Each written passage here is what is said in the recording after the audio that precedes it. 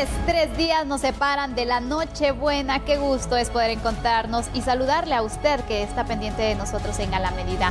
Como siempre, es un gusto compartir contigo. Julio, ¿cómo estás? Buenas noches. Buenas noches, Sandy. Estoy muy bien, muy contento de estar compartiendo contigo y de estar compartiendo con usted allá en casa. ¿Cuánto dices? 3 noches para Nochebuena. Imagínate. 3 noches para Nochebuena. Qué alegre. Pero antes de esta Nochebuena, nosotros acá en TN23, en A la Medida, haremos el análisis de la noticia. Hoy completamente en vivo, ¿verdad, Sandy? Por supuesto, Julio, tenemos varios temas. ¿Qué pasó con la orden que giró Migración para el retiro de 11 empleados de la CICIG?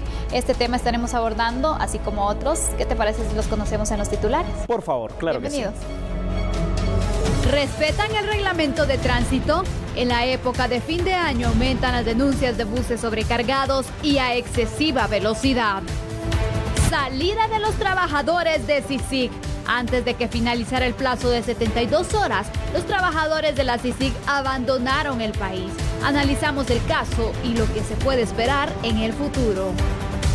Contundente mensaje de senador estadounidense. Afirma que apoya la decisión del gobierno respecto a la CICIG como un paso decisivo para recuperar su soberanía. Según el INACIP, la salud de Otto Pérez Molina se encuentra estable, pues resolverá si continúa en centro médico militar o regresa a Mariscal Zavala. Inmediata presencia del Ministerio Público. Convenio firmado con los bomberos municipales logrará que investigadores acompañen a socorristas desde que se produce la emergencia. Quieren, aunque sea, 3,000 quetzales. Tras rechazo de propuesta del Sindicato de Trabajadores del Organismo Judicial de un bono por 10,000 quetzales, ahora proponen un monto menor.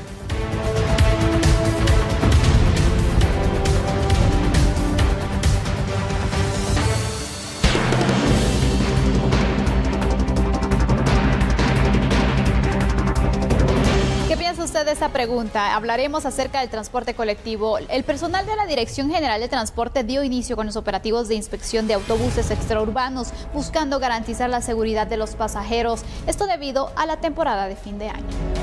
Los operativos de inspección se llevaron a cabo en distintas terminales de buses. Un equipo de reporteros llegó hasta la 41 calle de la zona 8 capitalina, en donde se estacionan las unidades de transporte con destino hacia el occidente. En el lugar revisaron los buses y solicitaron al piloto la documentación correspondiente. En este momento estamos empezando a realizar nosotros el operativo del plan de fin de año de la Dirección General de Transportes, a partir de hoy del 21 de diciembre hasta las últimas fechas de Año Nuevo. Precisamente el día de hoy estamos haciendo un monitoreo para establecer una proyección de cómo va a estar más o menos el movimiento. Por el momento ha estado bastante silencio, bastante tranquilo, ya se empieza a notar alguna afluencia de algunas rutas y de algunos lugares donde la gente posiblemente va a viajar o está viajando. Me imagino que en horas de la mañana, en el transcurso del día, se va a ir incrementando esta proyección. Estamos verificando que los buses tengan su póliza de seguro, que tengan su registro de pilotos, su tarjeta de operación o permiso temporal, que las unidades no vayan sobrecargadas y que también no se vaya a cobrar más de la tarifa establecida. Se espera que en los próximos días la afluencia de pasajeros aumente considerablemente, por lo que la Dirección General de Transporte sugiere a los operadores del servicio que tengan una atención digna para los viajeros. Las recomendaciones del caso, que no le incrementen a la tarifa, que le den buen servicio al usuario y que en todo momento pues, respeten a las personas que suben a los buses, que moderen su velocidad, para que no vayan a haber accidentes ni incidentes fatales en este año. Los operativos no solo se instalarán en las terminales de buses, sino en distintos puntos de las carreteras. Bueno, yo le voy a dar respuesta a la pregunta que nos hacía Sandy Monroy. No, es que no la respetan, porque si es que respetaran todos y todas, sobre todo estamos hablando del transporte de pasajeros, no habrían accidentes como los suelen haber. Bueno, vamos a ver, según la Dirección General del Transporte, el número de operativos ha aumentado de manera drástica, de unos 600 al año. En 2016 a unos 1.500 actualmente en el año 2018. Pero uno de los problemas que surgen en muchos departamentos es que no hay personal suficiente de la PMT para poder efectuar estos operativos de control. Ahora sí, la mayoría de percances viales protagonizados por buses extraurbanos ocurren en la carretera occidente. Esa es la ruta más peligrosa. Una de las propuestas de la Cámara de Guatemalteca del transporte extraurbano es que se cree un instituto para pilotos profesionales. Parece de risa, ¿no? Claro. Pero parece de risa no porque no esté bien, parece de risa porque esto no es así en este momento. Pero la idea es por demás buena y positiva, Sandy, es que así debería de ser esta situación. Definitivamente, Julio, y mira, la verdad es que actualmente se ha establecido que, por ejemplo, con el INTECAP se tenga algún tipo de capacitación. De hecho, ya tendrían que estar operando de esta manera los pilotos, recibir esta capacitación, pero son muy pocos los que hasta el momento han llegado. Primero, porque representa entonces una inversión de tiempo, veámoslo desde el punto de la inversión. Y segundo, porque al empresario del transporte como que no le interesa al final que su trabajador, pues bueno, lejos de estarle generando ingresos, pues esté capacitándose. A la larga creo que es una situación de irresponsabilidad en ambas partes. En ambas partes, pero mira qué importante lo que acabas de decir, Sandy. Hemos insistido acá en a la medida el hecho de tener esta posibilidad de carreras técnicas y la profesionalización de los pilotos del transporte extraurbano sería una situación vital. Ahora, otra cosa que sería muy importante, Sandy, por ejemplo, sería el hecho de poder cumplir al menos con lo que dice la ley y con lo que dicta el reglamento de tránsito. Pero es que a veces ni eso se cumple. ¿Sabes, Sandy? Algunos ejemplos.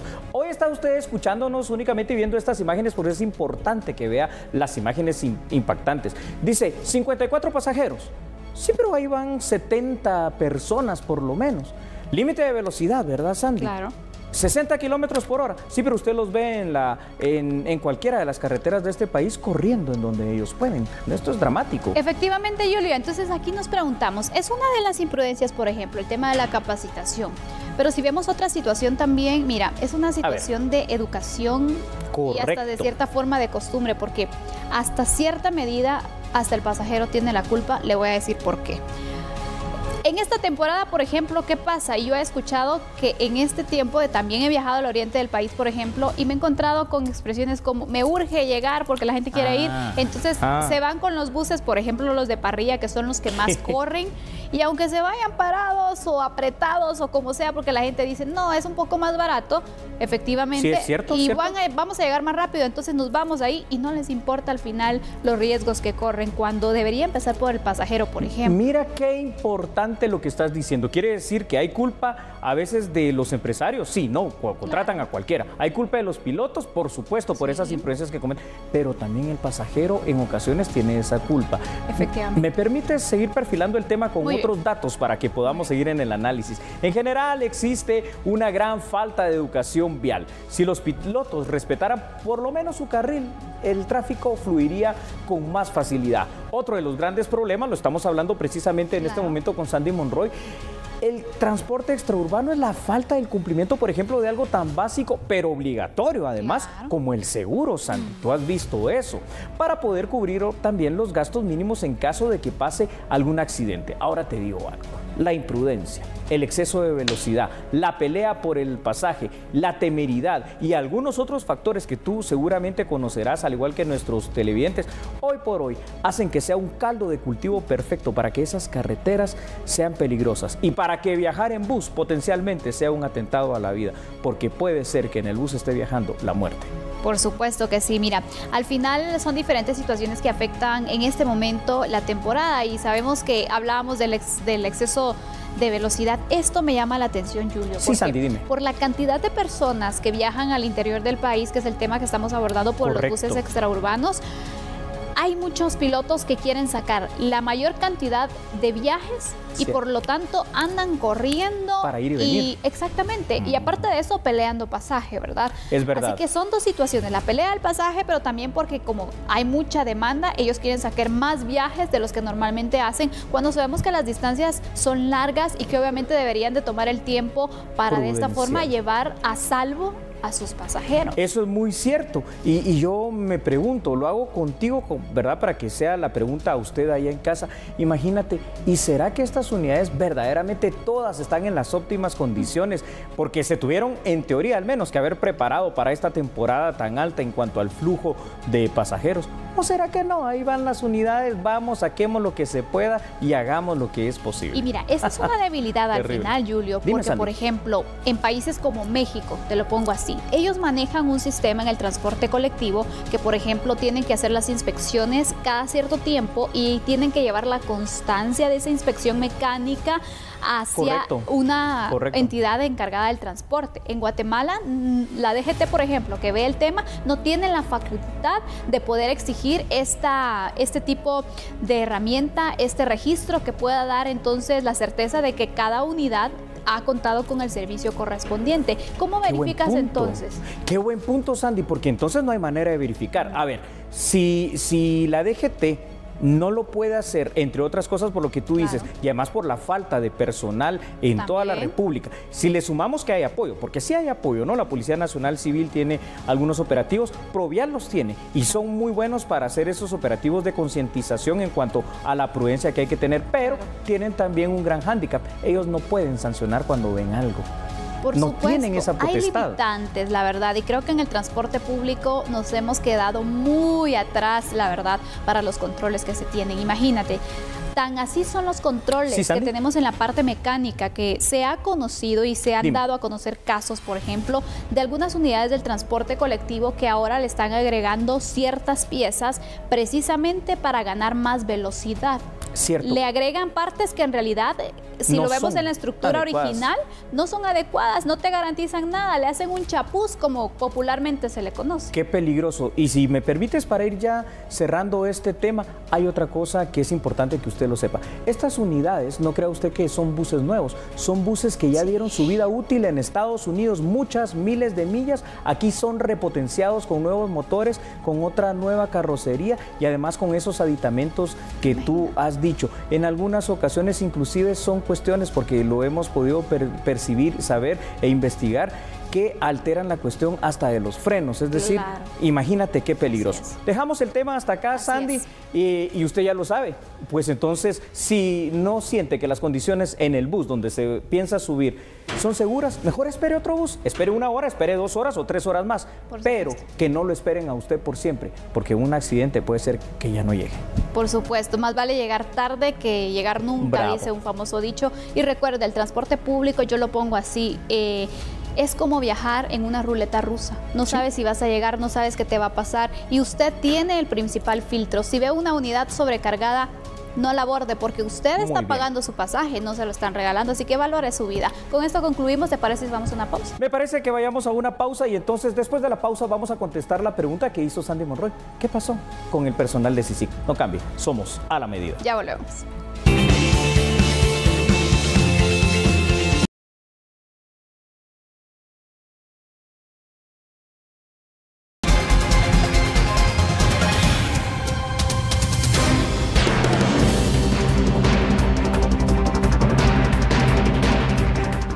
Muchas gracias por continuar con nosotros. El organismo ejecutivo se pronunció ante el abandono del país de personal de CICIG.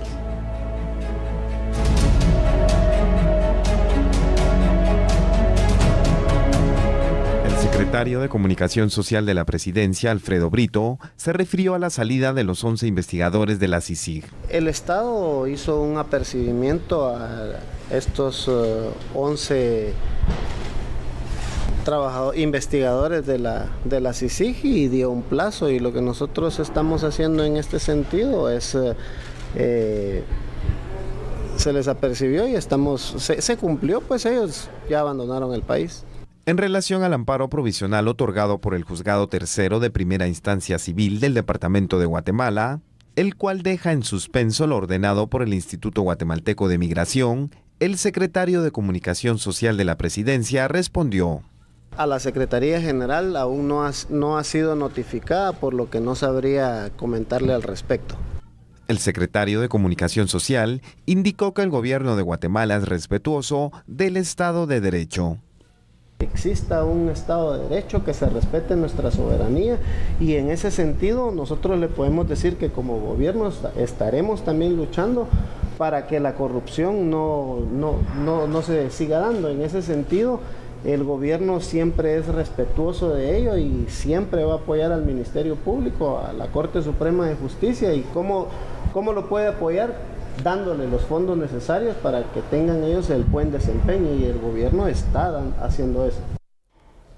Bueno, este ha sido el tema realmente de la semana, déjame decirte, Sandy. Los 11 trabajadores de la Comisión Internacional contra la Impunidad en Guatemala, que habían sido emplazados hace 72 horas, un poquito más, por Cancillería guatemalteca a que abandonasen el país, atendiendo a lo notificado precisamente por el Ministerio de Relaciones Exteriores, dejaron los últimos 8 el día de hoy Guatemala. La CICIG manifestó que estos funcionarios salieron del territorio nacional, pero dicen para pasar su periodo de vacaciones en los países de origen de cada uno de ellos. Mientras esto sucedía, porque habían, como ustedes recordarán, 7 recursos de amparo que estaban ahí en el limbo, uno al menos ya se otorgó por parte de un juzgado y se otorgó precisamente el amparo provisional en favor de los trabajadores de la CICIG. Por su parte, el gobierno de Guatemala emitió un comunicado agradeciendo a la CICIG por acatar lo dispuesto en el ejercicio de su soberanía y del Estado de Derecho. Según el mismo portavoz de la CICIG, es decir, Matías Ponce, los funcionarios internacionales que abandonaron el país regresarán a Guatemala después de usar sus vacaciones. O sea que parece bien, que se cumple, que ya no va a haber problema, pero no, Sandy, esto es simplemente continuar con esta situación. Aquí no hay nada resuelto, ¿verdad? Efectivamente, entonces el respeto a la soberanía en realidad no existe, porque no existe. Ellos van a disfrutar sus vacaciones mientras el país se pone de cabezas. Bueno, ellos van a disfrutar, a gozar, regresan y a continuar entonces con la controversia por este tema. ¿Qué va a pasar al final? Buena definición diste, controversia por este tema, eso es. Es que en realidad en eso se ha convertido, y aparte de eso, con este recurso que se tiene, el amparo provisional, por ejemplo, esto complica aún más la situación. Parece que no se tiene una solución pronta a este problema y puede que el 2019 inicie con este rezago. Eso es correcto, pero fíjate las sorpresas que da la vida. Durante este año y meses, ¿quién ha sido de las dos partes la que no ha querido sentarse a negociar, como dice el artículo 12 del convenio que le da vida a CICIG? Claro. Ha sido precisamente Secretaría General de Naciones Unidas. Bueno, ¿me permites perfilar otra información? Muy bien. Va a sorprender lo que sucedió el día de hoy. En un comunicado de prensa emitido durante esta mañana, precisamente por la Secretaría General de Naciones Unidas, lo que se dijo es que esta institución quiere y tiene alguna intención en la cual está pidiendo al gobierno de Guatemala dialogar. Verbalmente así lo pidieron. Yo digo, ¿para qué lo piden si el gobierno de Guatemala es el que se los ha pedido en no sé cuántas ocasiones? Aquí yo creo que lo que tendrían que hacer es queremos engañar. Ajá, sí, ¿verdad? Porque parece que queremos engañar. Sería, no, sentémonos y dialoguemos, punto. Eso sería lo adecuado. Luego, esta parece ser algo que tú dijiste, Sandy, de muy buena manera. Esta historia, por decirle historia de alguna manera, que ya parece historia de terror, parece que no finaliza aquí. Lo único certero que hay en todo esto, Sandy, es lo que todos sabemos y lo poco que a ciencia cierta se tiene conocimiento. Es que el próximo 3 de septiembre del año 2019, cada vez más cercano, la CICIG va a dejar de funcionar tal y como hemos conocido durante estos últimos ya 11 años en Guatemala. Claro. Y eso lleva entre paréntesis, si tú me permites, intrínseca a otra situación. Sigo pensando, ¿qué va a pasar con el traslado de capacidades? Porque nadie parece interesarse por esto. A eso iba, Julio. Mira, nos quedan menos de 9 meses para que finalice el periodo de CICIG. Y no hay avances al respecto, porque hacer el traslado de capacidades de todo este tema de investigación, por ejemplo, no es algo que se va a hacer en una semana, por ejemplo, o en un mes. Requiere tiempo para que el Ministerio Público vaya acoplando, de esta forma vaya adquiriendo entonces también todas esas capacidades que pueda heredar la CICIG, para que ellos puedan entonces fortalecer su sistema de investigación y poder hacer un trabajo aún mejor del que están haciendo. Pero parece entonces que es un tema que no les interesa, o al menos eso es lo que parece. Eso es lo que parece. Y si vamos a hilar más fino, hay que ser también bien honestos en lo siguiente. Más de 11 años de funcionamiento conjunto CICIG-Ministerio Público, ¿no? De la mano en todo este tipo de investigaciones. Ese traslado de capacidades se debió haber empezado desde el primer momento. Y los resultados, al menos estadísticos, en cuanto al descenso de los niveles de impunidad en Guatemala, no marcan que eso haya pasado. Recordemos los casos paradigmáticos de CICIG que siguen ahí en tribunal. La línea ya cumplió más de 3 años. El próximo año, en abril del 2019, va a cumplir los 4 y parece que esto sigue ad eternum. Entonces, aquí yo creo que el llamado de atención es muy fuerte a que entendamos algo. Tienen que ser las instituciones nacionales y no hay otra que no sea el MP, en este caso, la que tiene la obligación de asumir esa responsabilidad, pero de esa forma, ¿verdad? Responsablemente, científicamente y técnicamente. ¿Por qué? Porque lo hemos dicho en varias ocasiones. Al final de cuentas, el combatir la corrupción y la impunidad será responsabilidad únicamente de nosotros los guatemaltecos. Hay distintas organizaciones, Julio, que han estado defendiendo, pero a capa y espada, esta situación con CICIG. Sí, y me pregunto, ¿cuántas veces han defendido el hecho que se pueda apoyar más al Ministerio Público, el hecho de solicitar un informe de cómo marcha entonces este proceso? Porque al final recordemos algo. El Ministerio Público nos pertenece. Correcto, es una institución nacional. Exactamente. Entonces, ¿por qué no preocuparnos también porque se puedan fortalecer nuestras instituciones? Bravo. Porque luego somos buenos para exigir, pero también no exigimos o no velamos para que se les pueda dar ese apoyo. La respuesta es muy sencilla. Hay un montón de grupos de presión y grupos de interés que lo que tienen es precisamente esto, intereses. Por eso, al hablar de CICIG, y ya prácticamente para terminar en este año estos análisis correspondientes, sobre todo en lo que ha pasado con la Comisión Internacional contra la Impunidad, es necesario decir lo siguiente. ¿Ha tenido cosas buenas? Definitivamente claro. Las ha tenido. Pero lamentablemente también cayó, así como tuvo sus luces, en esas partes obscuras que desviaron su misión y que polarizaron a esta sociedad guatemalteca y que al día de hoy nos tienen todavía en este impasse de no saber cómo resolver algo que, aunque sea escuetamente, pero dice el acuerdo de creación cómo debe resolverse. Por supuesto, y mientras tanto grandes estructuras siguen operando en nuestro país, no hay ningún tipo de investigaciones. Miremos el caso de los Bitcoff, entonces, la estructura grande, ¿dónde están los responsables? ¿Dónde están los responsables por mencionar de lo demás? Uno de esos. Concluimos con este tema, Julio. La verdad es de que hay mucho por hablar, pero también hay otra noticia que tenemos que conocer a continuación. Claro que sí.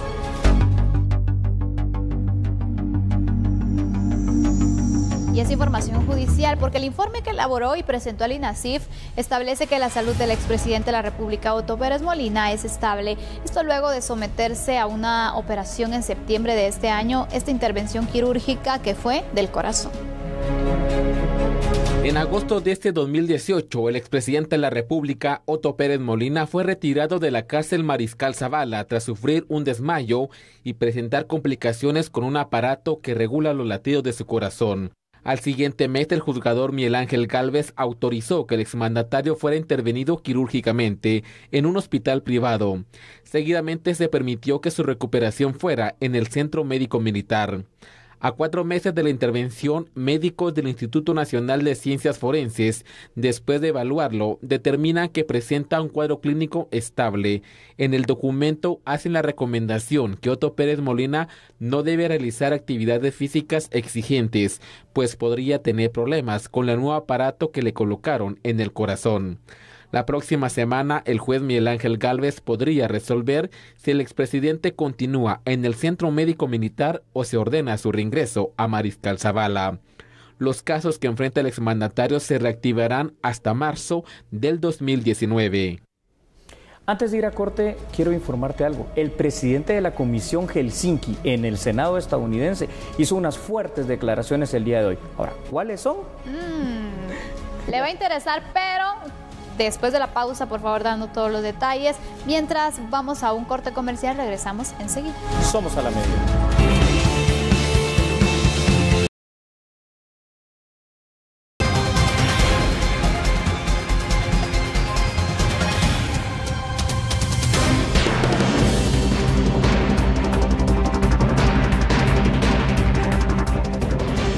Bueno, regresamos con el tema que le habíamos adelantado. El senador de Mississippi, Roger Wicker, señaló como acertada la decisión del gobierno de Guatemala al revocar las acreditaciones a 11 trabajadores de CICIG. Yesterday, the government of Guatemala took a decisive step toward regaining sovereignty. Guatemala revoked the visas of and deported 11 UN personnel working for the International Commission Against Impunity in Guatemala, better known by its Spanish acronym CICIG. Chartered in 2006 to help the Guatemalan state fight corruption, CICIG had morphed into a modern-day United Nations proconsul, selectively administering justice and abusing power in ways never intended.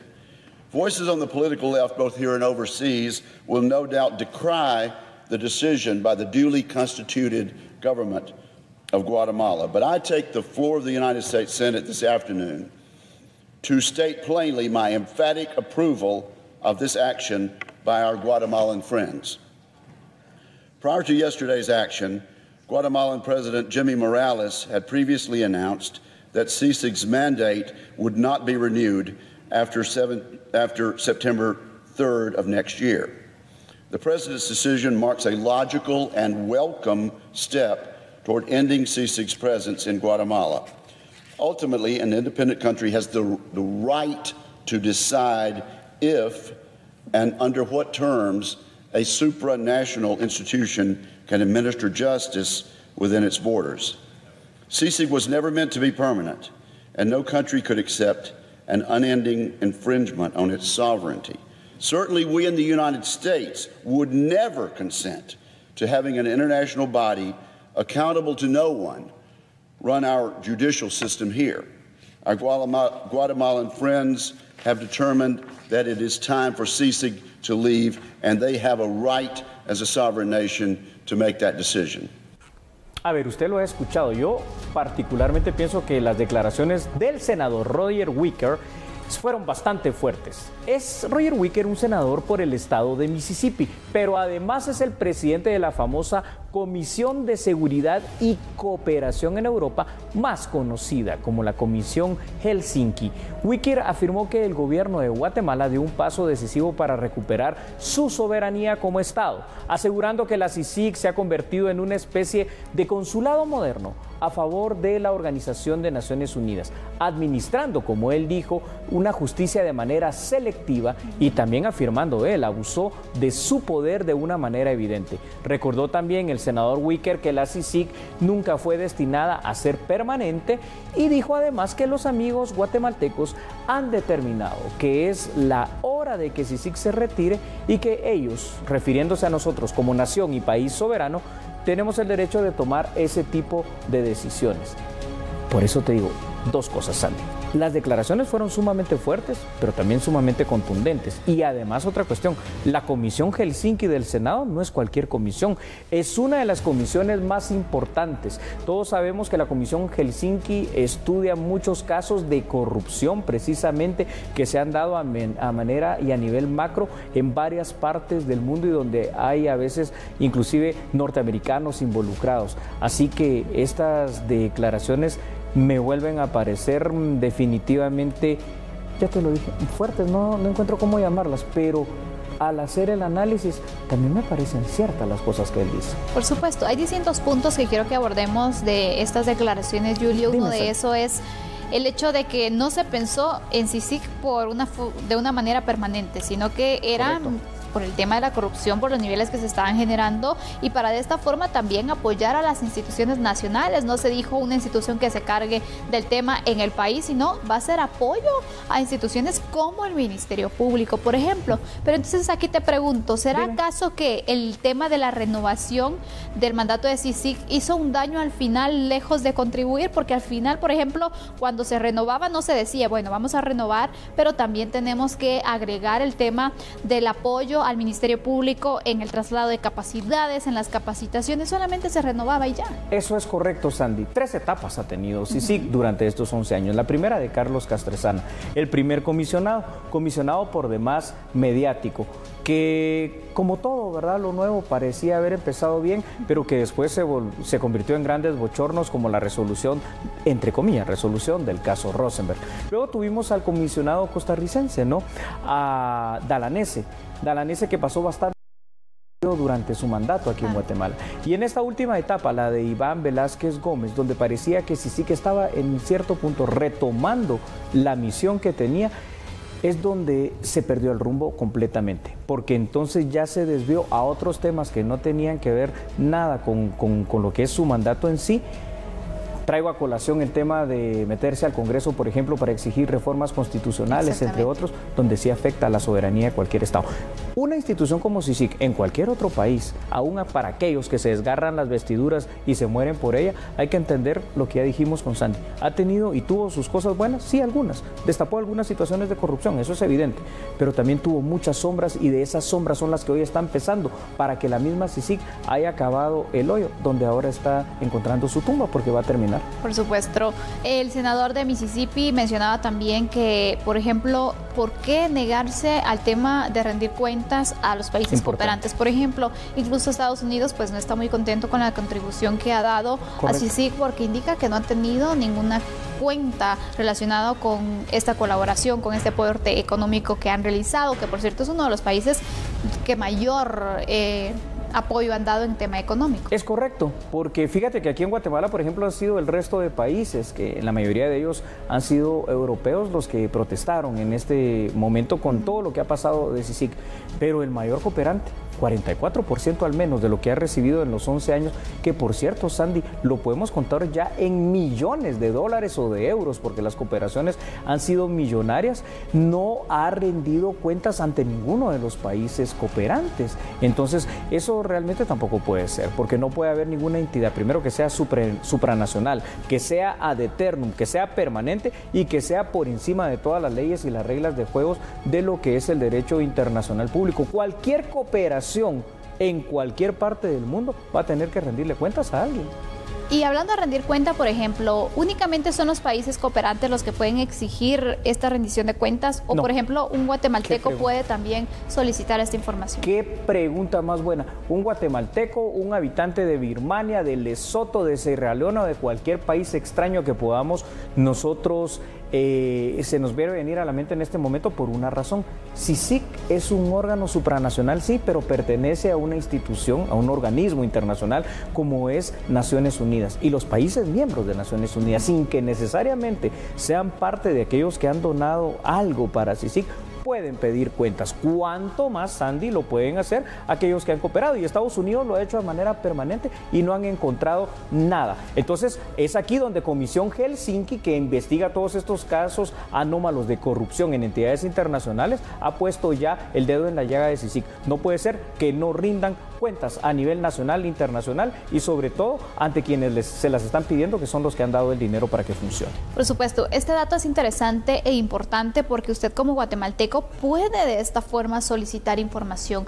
A veces solamente nos dedicamos a agarrar partido o a agarrar un bando, pero en realidad no nos ponemos entonces a analizar muy bien todos los puntos de vista, aparte también como guatemaltecos a solicitar esas cuentas, no solo a las instituciones nacionales, sino a organismos internacionales a los cuales podemos, como por ejemplo CICIG. Creo que eso es un punto muy importante, porque cuando miran la presión y ven a la ciudadanía que está al tanto, yo creo que también cambia las instituciones exactamente tienen otro punto de vista. A ver, antes de dar más información en este tema, te lo voy a plantear así porque lo que has dicho es demasiado importante, Sandy.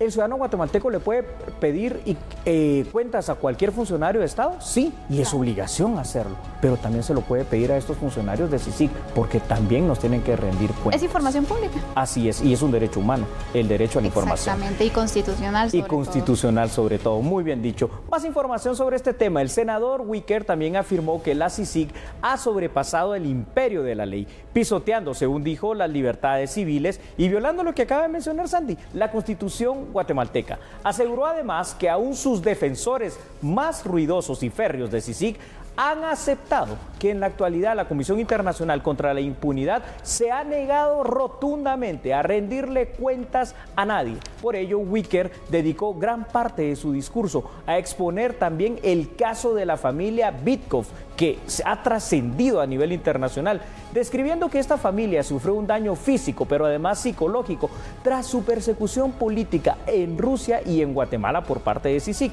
Y finalmente dijo, en resumen, la CICIG, bajo la dirección del comisionado Velázquez, ha pasado de luchar contra la corrupción a hacer el trabajo sucio de Vladimir Putin. Bueno, y si al principio te decía yo que las declaraciones fueron fuertes. Ahora te digo, sí, fueron fuertes, Sandy. Y creo que con esto podemos ya ir cadenciando este tema. Por supuesto, fuertes y directas, que creo que es lo que necesitamos al final. Es momento de concluir con este análisis, pero hay otras noticias que tienen que conocer. Hablemos de la presentación del nuevo Comité Ejecutivo. Preste atención porque durante esta presentación del Comité Ejecutivo Nacional del Partido de Avanzada Nacional, PAN, se indicó que Roberto Arzú sería propuesto como precandidato presidencial. Fuimos fundadores de la primera juventud del PAN en 1988, tenía 18 años y muchos de los que han estado en esa juventud del PAN tuvieron éxito, así como muchísimas personas que han pasado por el PAN. Claro, ser precandidato presidencial de un partido como el PAN, que es el partido más antiguo y vigente, con la mejor trayectoria de un gobierno en los últimos 30 años, claro que sí, especialmente con lo que el secretario general Manuel Conde, su visión que tiene de invitar a los panistas que hicieron gobierno con Álvaro Arzú y que realmente son los que iniciaron una campaña política con una mística realmente increíble. Bueno, en Podemos estamos, obviamente. Aquí estuvimos el miércoles, hace 2 días, estuvimos en una reunión interna navideña con todos los secretarios departamentales, con todos los diputados, con todo el comité ejecutivo, en donde, bueno, se platicó de este tema, de esta propuesta del PAN, y vemos muy bien que puede haber una coalición. Entonces se nombraron una comisión del partido Podemos para iniciar esas pláticas y ver si se puede lograr hacer esa coalición, la cual todos queremos. Sandy, la información va a continuar aquí en A la Medida. Así es, pero de momento vamos a una pausa, ya volvemos. Somos A la Medida.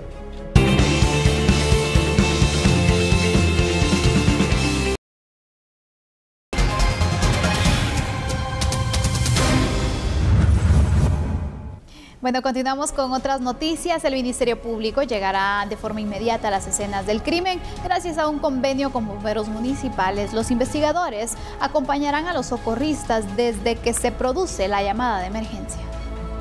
Tras la firma de este convenio, la presencia del Ministerio Público será inmediata.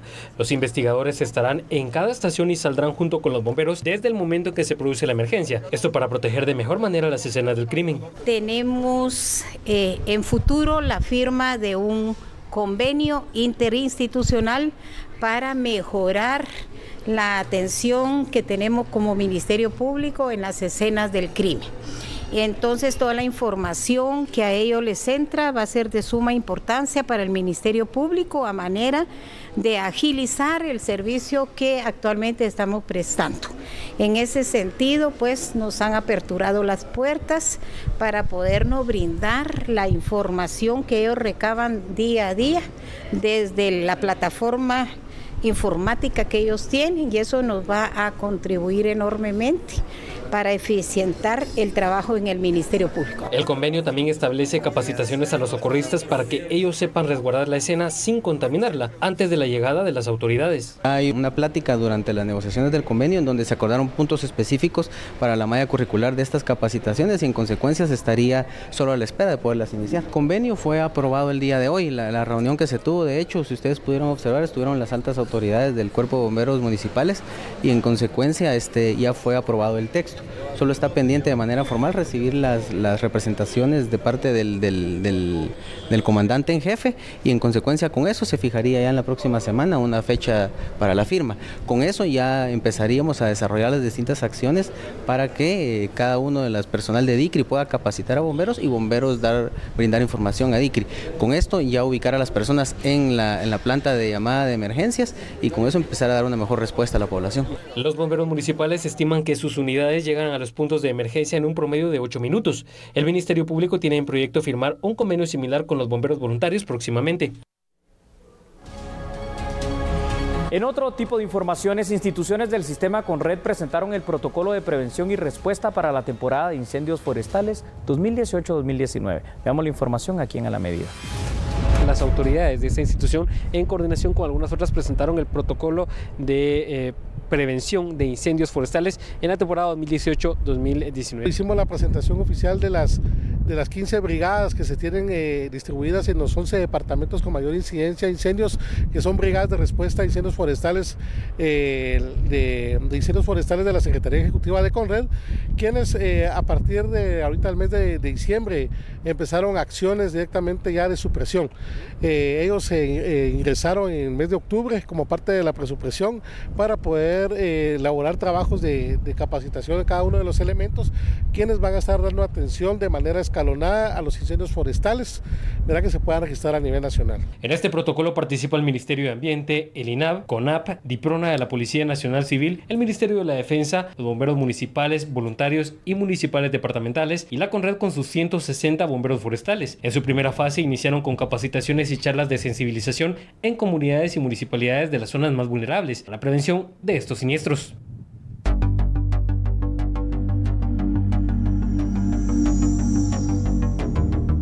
En estas noticias, el abogado defensor del ciudadano ruso Igor Vitkov, Rolando Alvarado, solicitó a los jueces del Tribunal de Mayor Riesgo de una sentencia absolutoria a favor de su patrocinado, asegurando que fue víctima de una estructura criminal llamada Cutino International, la cual le ofreció documentos de identificación personales legales, aparentemente, para vivir con su familia en nuestro país.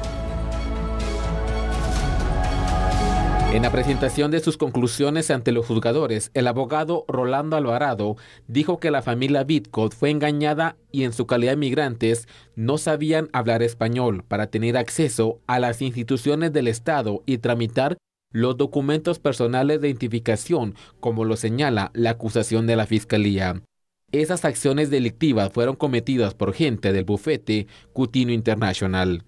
Y no hizo el análisis en el equipo ni en el sistema y no identificó a Igor Vitkov como usuario. No hay ninguna prueba que identifique al señor Vitkov como usuario. Entonces, ¿cómo iba a ser él un autor directo de estos hechos?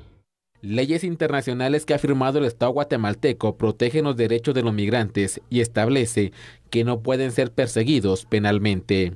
Que está exenta de responsabilidad penal y que nada tiene que ver con la entrada legal o ilegal, nada tiene que ver si es un migrante voluntario o involuntario. Debe aplicarse la eximente de responsabilidad penal porque este protocolo es parte del ordenamiento jurídico guatemalteco y ya fue aprobado por el Congreso de la República de Guatemala. El defensor Alvarado indicó que integrantes del Senado de Estados Unidos han reconocido que la familia Vitkov son perseguidos políticos por su país de origen. Donde se sustenta la persecución política. Donde tenemos constancias de senadores estadounidenses de que la familia Vitkov es víctima de persecución política. Donde se enviaron cartas directamente a la fiscal general Thelma Aldana haciéndole ver de que Igor Vitkov y su familia fueron víctimas de una estructura criminal. Hay abundante prueba sobre esto. El día de ayer hubo un comunicado en el Senado de Estados Unidos donde se refuerza, y esto es notorio, salió en las noticias, la persecución política. Igor Vitkov y su familia son migrantes. El juicio se retomará el viernes 28 de diciembre, dándole la palabra al acusado para que emita su última petición, previo a que los juzgadores se retiren a deliberar de forma secreta y resuelvan si el ciudadano ruso Igor Vitkov es inocente o culpable. Nuevamente, 3 agrupaciones judiciales solicitaron a los magistrados de Corte Suprema de Justicia a aprobar un pago extraordinario llamado Bono Único de Diciembre o de apoyo económico, en esta ocasión por un monto de 3,000 quetzales. Los magistrados de Corte Suprema de Justicia la segunda semana de este mes en pleno resolvieron no autorizar el pago de un bono económico que solicitó el sindicato mayoritario del organismo judicial, la Asociación de Jueces y Magistrados y el Instituto de Magistrados de Salas de Apelaciones por un monto de 10,000 quetzales a cada trabajador y funcionario de ese organismo del Estado. Las autoridades solicitaron informes al Departamento Financiero para determinar si la entidad contaba con los recursos para autorizar y cancelar el bono solicitado. En pleno se decidió por unanimidad rechazar la petición dineraria. Este año se acordaron en la renegociación del nuevo pacto colectivo algunos incrementos económicos. De esa cuenta, las 3 agrupaciones judiciales, en un segundo intento con fecha 18 de diciembre, solicitaron un nuevo pago, llamado bono de diciembre o bono económico, por un monto de 3,000 quetzales. En el documento dijeron que fuera entregado y autorizado por razones humanitarias, que la institución sí tiene disponibilidad financiera del presupuesto no ejecutado. Además, que la cancelación de ese bono motivaría a quienes conforman la gran familia del organismo judicial y sería un reconocimiento a la labor que realizan todos los trabajadores. La petición del bono navideño podría ser conocida en el último pleno de este 2018, el próximo miércoles 26 de diciembre. Con esta noticia finalizamos y le queremos desear una feliz Navidad, que la pase de lo mejor con toda su familia. En nombre de todo el equipo que hace posible A la Medida, les enviamos un saludo muy especial y un fuerte abrazo. Julio. Tienes toda la razón, Sandy. De verdad, muchas gracias por esa sintonía tan amable y tan fiel que tiene para con A la Medida. Pásela bien, disfrútela. Bendiciones para usted y para su familia. Muy felices fiestas en nombre de todo este maravilloso equipo, los que usted no mira, que son muchísimos más, que hacemos posible A la Medida. Por supuesto, y bueno, esté pendiente de la programación de TN Todo Noticias. Nosotros nos tomaremos un par de días de vacaciones, pero el miércoles regresamos renovados y los esperamos a las 9 de la noche. Que descansen. Bendiciones.